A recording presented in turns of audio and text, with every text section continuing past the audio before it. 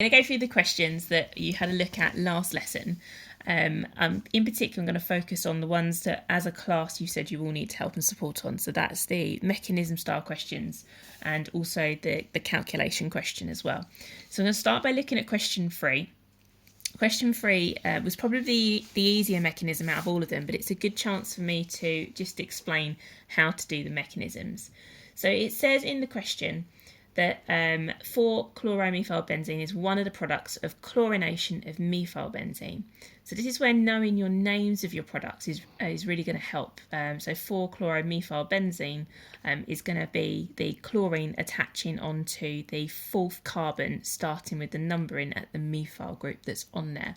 So that tells you that you're going to have to attack that particular carbon with the chlorine. Well, the chlorine is going to attach on there. It also says outline the mechanism, which we will do, and then also show how the aluminium chloride is behaving as a catalyst as well. So this is what I made the notes for you last lesson. The first thing you have to have is your halogen carrier has to actually generate your electrophile. So the aluminium chloride takes one of the chlorines, and then that generates your electrophile, the chlorine plus. This is then what is going to be reacting with the benzene group. So we then get our benzene, like so, and it's got a methyl group on it. And remember, we're forming 4-chloromethylbenzene, so it's this carbon here, 1, 2, 3, 4, that we need to react. So the chlorine here is going to be attacked. Now, remember, the curly arrows in the mechanism show where the electrons are moving from and to. So you've always got to think about where is the greatest number of electrons here. It's definitely not coming from the chlorine because chlorine's positive, meaning it's electron deficient. So the electrons are going to come from the benzene ring here, and they're going to attack that chlorine. Now remember also that the benzene structure means that every one of those carbons has also got one hydrogen on it because benzene structure is C6H6. So when we draw our intermediate at this step, we're going to also have a hydrogen on that carbon.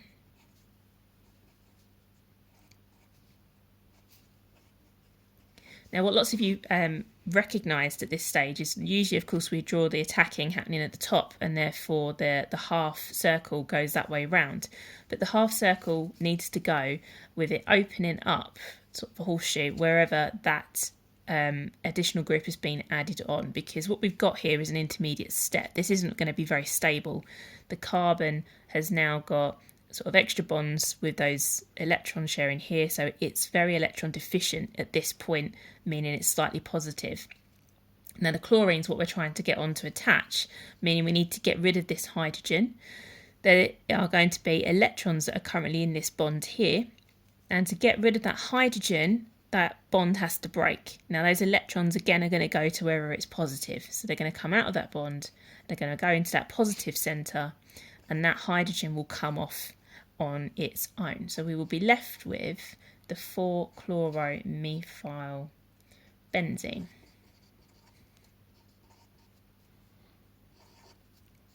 And the hydrogen. Now this is important. When you've done your mechanism, go back to your question and think about what else have you got to do. So you've shown the mechanism reacting, but it says to show how this aluminium chloride is behaving as a catalyst. Well, we showed it forming the electrophile. Now we need to show it reforming the AlCl3 again, and that comes from this H plus here. So that H plus is going to react with that aluminium chloride, the AlCl4 minus, that will regenerate the AlCl3, and we make hydrogen chloride in the process. Now, all of the mechanisms that we have done with benzene all react in exactly the same way every single time. They're all electrophilic substitution because we're substituting that hydrogen on that benzene. So it doesn't matter what the mechanism is, it's always going to be this way. So you don't really have to learn too much for this particular topic. You've just got to get into that muscle memory of a arrow coming from the ring, arrow going back into the ring, and your product forming. So it's probably one of the most straightforward mechanisms you'll ever have to learn. So let's have a look at this one. This is going to be very similar, but this time we're looking at nitration instead. So it says in this question, rather than drawing this one out, I'm going to go through the example I already drew.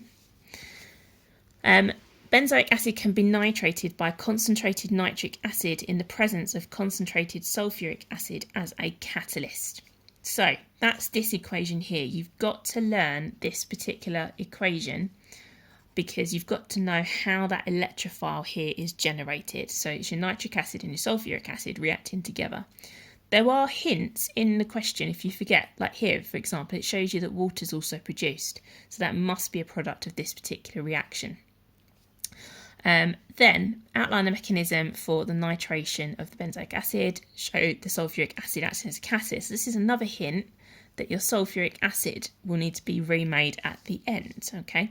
So that's going to come from this HSO4 minus, because again, with any electrophilic substitution, you're always going to generate that H plus group when you're using benzene, like we did in this one over here. So ultimately, at the end, that hydrogen ion or your proton is going to come back and connect with this to make your sulfuric acid again. So that's the catalyst regenerated. So let's look at the mechanism. Here it shows you where the NO2 is going to attach. This time it's going to be free nitro. So you've got to show it forming that bond there. Okay, even if you get the mechanism correct, you put it in the wrong place, you're going to lose marks. So again, think about where the electrons are. They're electron rich in the middle of this benzene here. So they are going to attach to, what's the word I'm looking for? Attack the NO2 plus group. That is going to cause that to join on. Remember, there's still a hydrogen attached here. So we get that area of electron deficient here. That half horseshoe shape or half circle is going to go towards that carbon there. That's going to make it slightly positive. The electrons are now in this bond, so we're going to need to lose that hydrogen so that we form the hydrogen ion. So those electrons go back to that area where they're deficient. So those arrows, if you like, are always pointing to the positive thing. It's another way to think about it. And then you've got your sulfuric acid reforming at the end. So they're the mechanisms. Whilst we're talking about mechanisms, I'm going to come on to this last question in the pack, which was question number 7. Now, this was a stretch and challenge question. It's all about applying your knowledge of the mechanisms that you already have, because we haven't looked at this particular one, but it's going to be exactly the same. Okay, it tells you that you've got an electrophile in the reaction. You can see that you're starting with methylbenzene. You can see what you need to end up with at the end.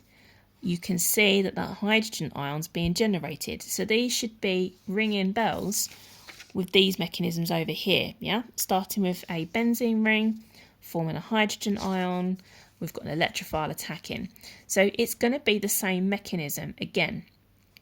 The only thing that's a little bit different here this time is we've got to actually make sure that that sulfur becomes positive, because otherwise the electrons aren't going to be strong enough to attack it. Think about the notes last lesson about the halogenation with the bromine. The bromine itself, if you had just a dipole, the benzene couldn't just attack that and have that join onto it like an alkene would. We've got to have an actual positive charge here. So what's going to happen here is one of those bonds are going to split up, and you're going to end up with this sort of thing going on, which means that sulfur becomes positive there. Remember, if you get stuck with these sorts of things, draw yourself a dot cross diagram. Sulfur's only got 6 electrons in its outer shell.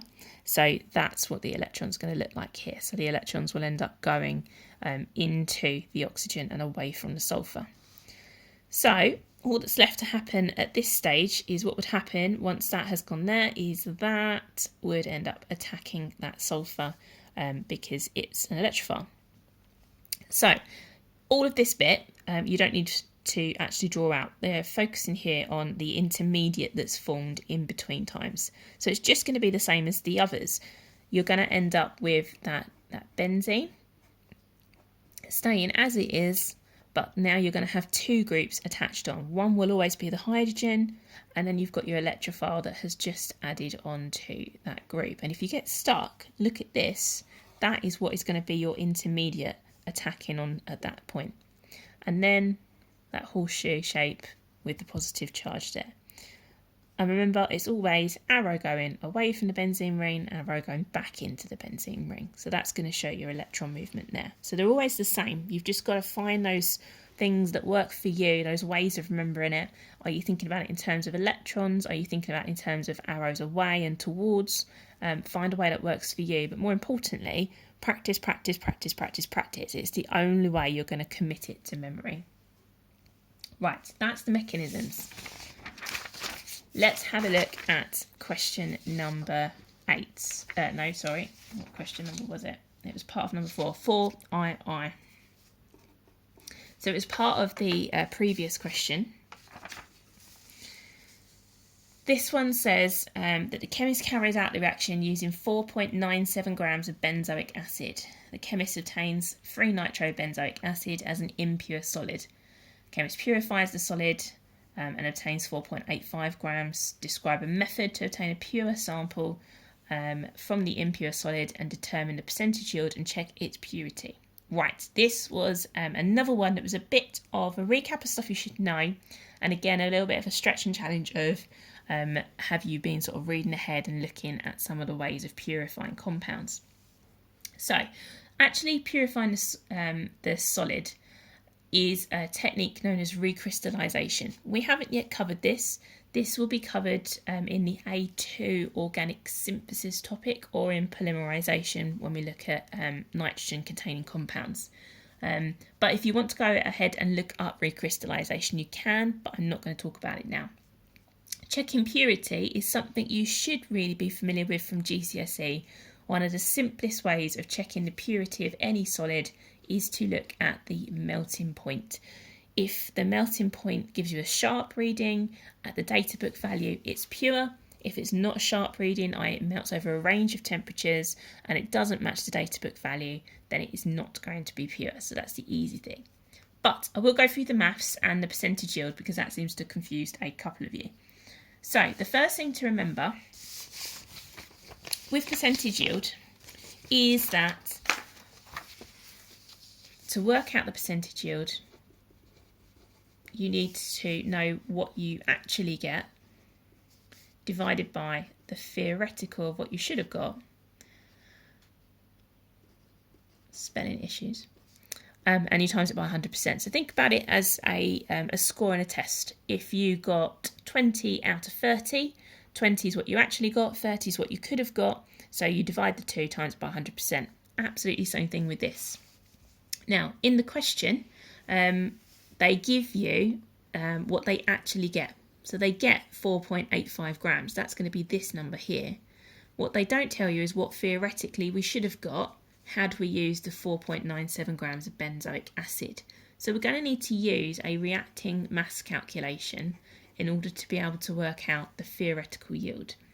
Now it's at this point, because I know that we're going to be needing to use the moles equals mass over mR calculation, that I would actually draw out the structural formulae because it's very easy to miss hydrogens on these benzene rings. So let's draw a diagram to actually think about what we're seeing. So we've got the benzoic acid,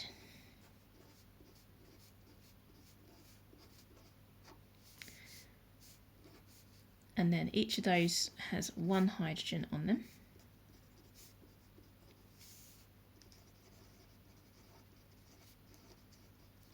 I'm not going to draw out the rest of the products because the only other thing we need to think about is the product.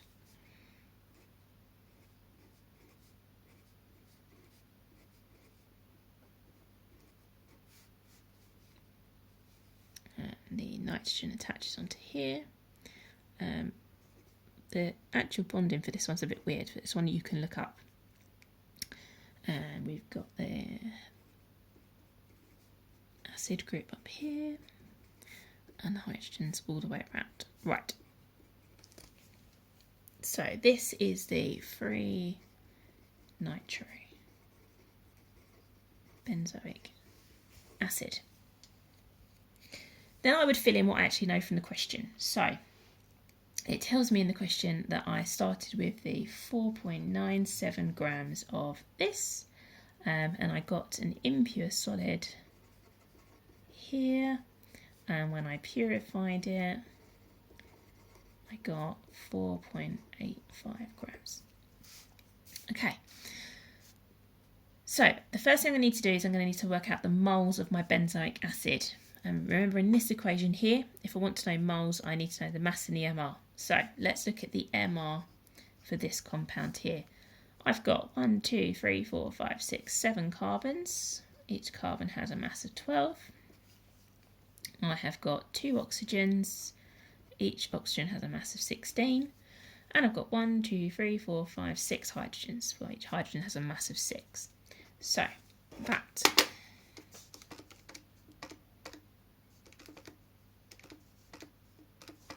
gives me 122 as my MR. Now I can work out the number of moles. The moles is equal to the mass divided by the MR.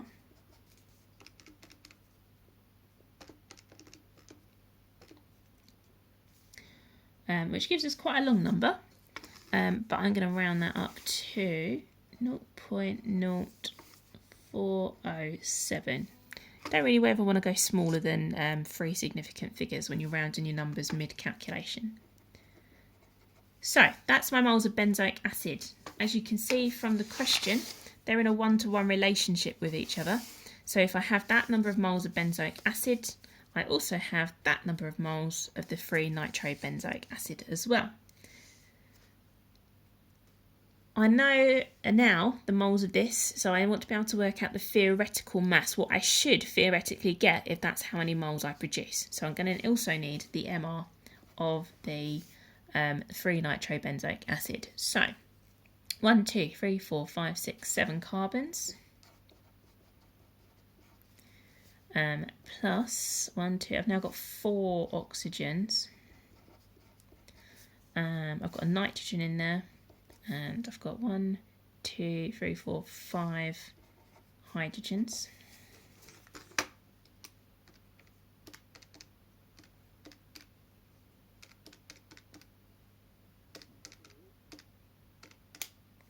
That gives me an MR of 167.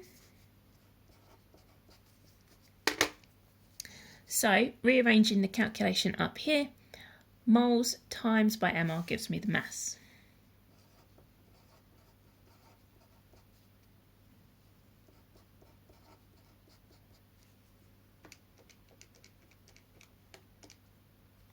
So that gives me 6.7969. You can keep it as that number. Well, that is pretty close to being 6.80 grams. So that is theoretically what you should have been able to get, but what they actually got when they did it and purified it was 4.85 grams. I'm sure that some of you will get much smaller yields than that when we come on to doing recrystallization, because it's quite a fiddly technique. So to work out the percentage yield now, all we need to do is the 4.85 grams divided by the 6.80 grams times by 100%.